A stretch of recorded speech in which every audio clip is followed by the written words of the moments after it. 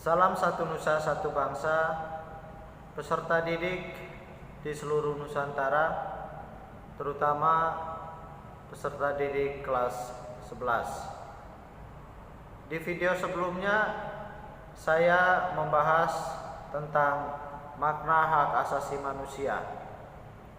Di video kali ini saya akan membahas materi makna kewajiban asasi manusia dan substansi hak dan kewajiban dalam Pancasila. Kita lihat yang pertama, makna kewajiban hak asasi manusia. Kewajiban secara sederhana dapat diartikan sebagai segala sesuatu yang harus dilaksanakan dengan penuh tanggung jawab. Dengan demikian, kewajiban asasi dapat diartikan sebagai kewajiban dasar setiap manusia. Ketentuan pasal 1 Undang-Undang Republik Indonesia Nomor 39 Tahun 1999 tentang hak asasi manusia menyatakan kewajiban dasar manusia adalah seperangkat kewajiban yang apabila tidak dilaksanakan tidak memungkinkan terlaksananya dan tegaknya hak asasi manusia. Hak dan kewajiban asasi merupakan dua hal yang saling berkaitan.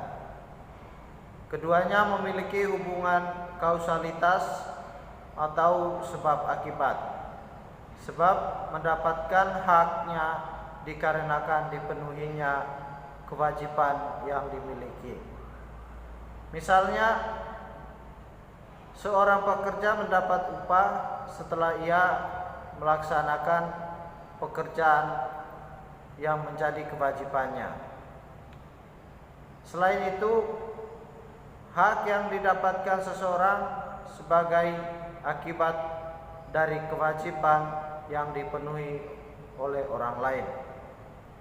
Misalnya, seorang pelajar mendapat ilmu pengetahuan pada mata pelajaran tertentu sebagai salah satu akibat dari dipenuhinya kewajiban oleh guru, yaitu melaksanakan kegiatan pembelajaran di kelas.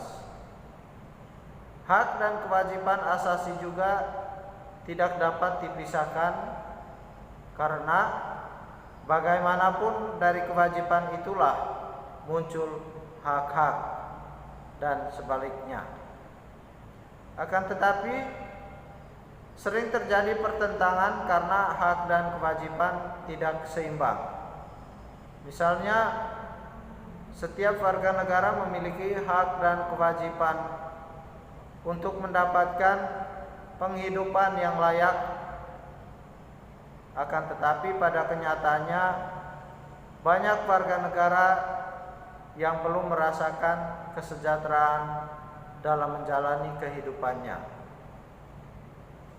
Hal ini disebabkan oleh terjadinya ketidakseimbangan antara hak dan kewajiban. Jika keseimbangan itu tidak ada, maka akan terjadi kesenjangan sosial yang berkepanjangan. Nah, kita lihat yang kedua, substansi hak dan kewajiban dalam Pancasila. Dalam nilai dasar Pancasila, nilai dasar itu berkaitan dengan hakikat kelima sila Pancasila. Nilai ketuhanan yang Maha Esa, nilai kemanusiaan yang adil dan beradab, nilai persatuan Indonesia, nilai kerakyatan yang dipimpin oleh hikmat kebijaksanaan dalam permusyawaratan perwakilan, dan nilai keadilan sosial bagi seluruh rakyat Indonesia. Nilai-nilai dasar ini bersifat universal sehingga di dalamnya terkandung cita-cita, tujuan serta nilai-nilai yang baik dan benar. Nilai dasar ini bersifat tetap dan melekat pada kelangsungan hidup negara. Hubungan antara hak dan kewajiban asasi manusia dengan Pancasila dapat kita lihat satu persatu, yakni ketuhanan yang Maha Esa menjamin hak kemerdekaan untuk memeluk agama, melaksanakan ibadat, dan kewajiban untuk menghormati perbedaan agama. Sila kemanusiaan yang adil dan beradab menempatkan hak setiap warga negara pada kedudukan yang sama dalam hukum, serta memiliki kewajiban dan hak yang sama untuk menjamin perlindungan hukum yang ada dalam masyarakat. Yang ketiga, Persatuan Indonesia mengamanatkan adanya unsur pemersatu di antara warga negara dengan semangat gotong royong, saling membantu, saling menghormati, rela berkorban, dan menempatkan kepentingan bangsa dan negara di atas kepentingan pribadi atau golongan. Hal ini sesuai dengan prinsip hak asasi manusia bahwa hendaknya sesama manusia bergaul satu sama lain dalam semangat persaudaraan. Sila kerakyatan yang dipimpin oleh hikmat kebijaksanaan dalam permusyawaratan perwakilan dicerminkan dalam kehidupan pemerintahan bernegara, bermasyarakat yang demokratis, menghargai hak setiap warga negara untuk bermusyawarah mufakat yang dilakukan tanpa adanya tekanan, paksaan, ataupun intervensi yang membelenggu hak-hak partisipasi masyarakat.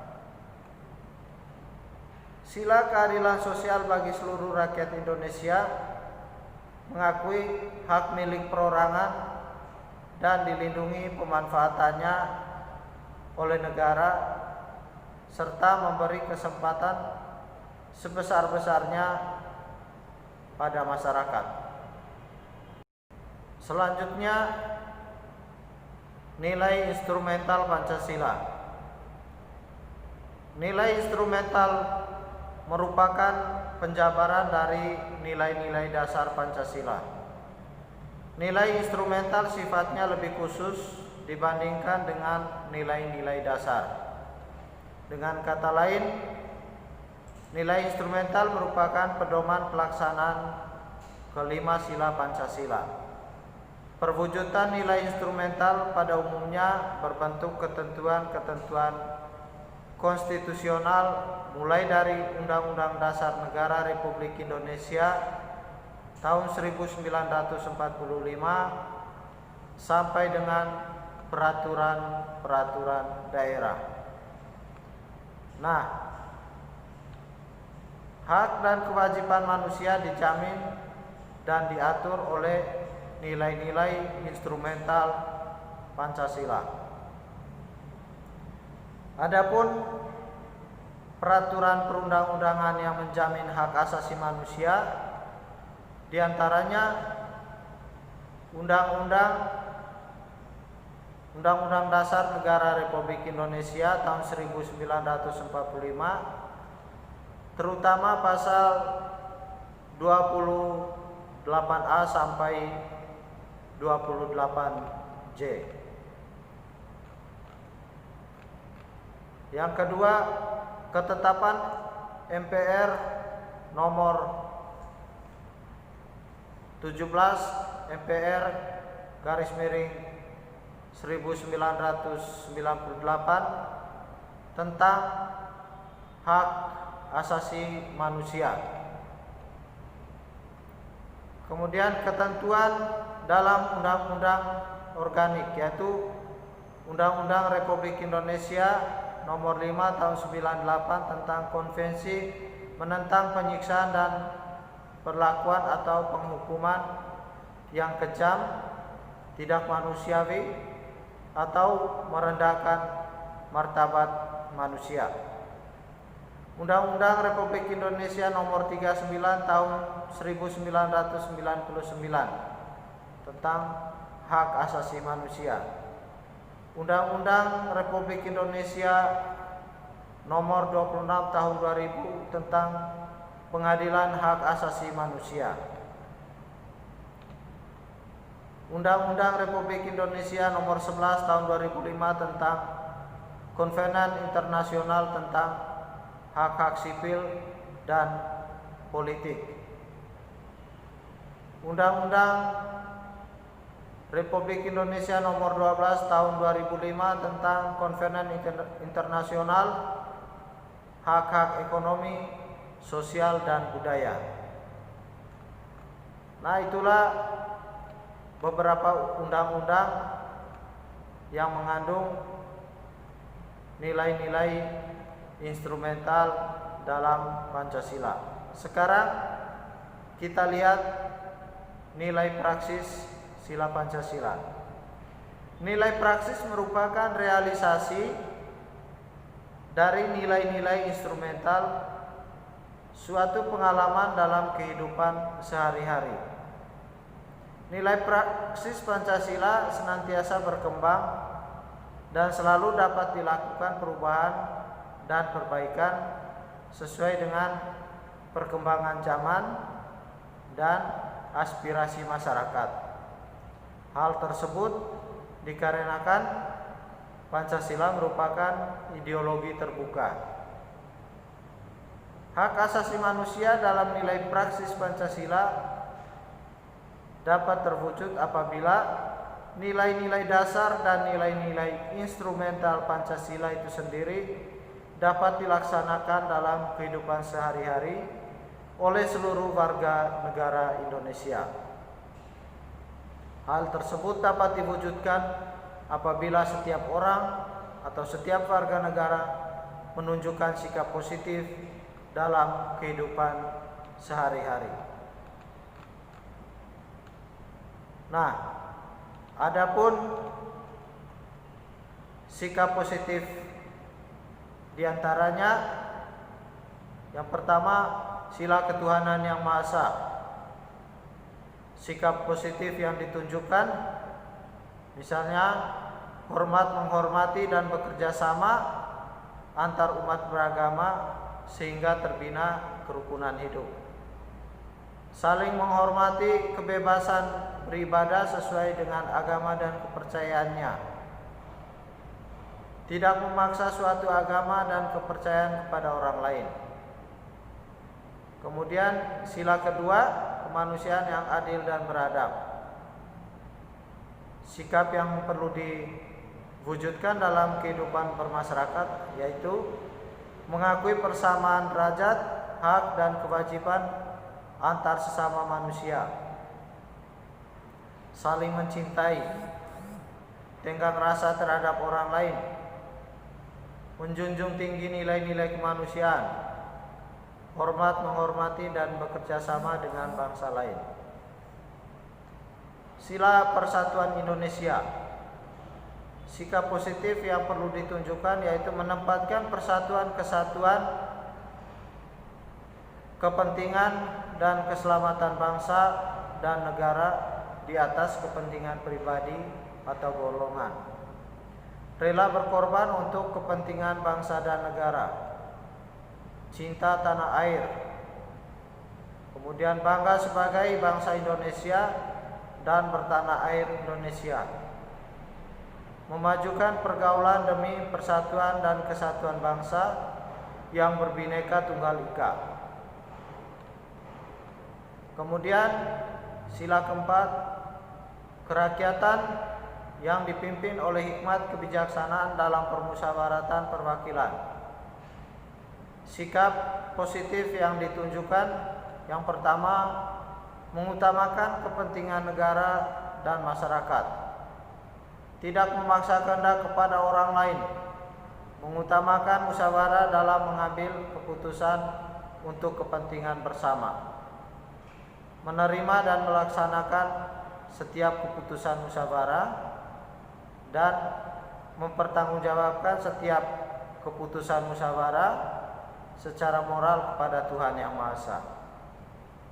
Sila keadilan sosial bagi seluruh rakyat Indonesia, sikap positif yang perlu ditunjukkan dalam kehidupan sehari-hari, yaitu menjaga keseimbangan antara hak dan kewajiban, menghormati hak-hak orang lain, suka memberi pertolongan kepada orang lain, menjauhi sikap pemerasan kepada orang lain, menjauhi sifat boros dan gaya hidup mewah, rela bekerja keras, dan menghargai hasil karya orang lain.